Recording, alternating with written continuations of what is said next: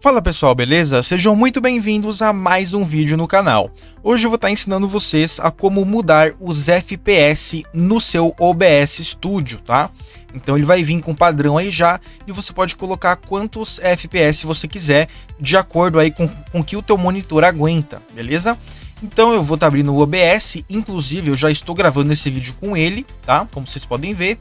E aí é o seguinte, a gente vai estar clicando lá embaixo naquele menu direito em configurações, tá? Vai abrir as configurações aqui e agora a gente vai clicar em vídeo, na parte esquerda ali em vídeo, certo?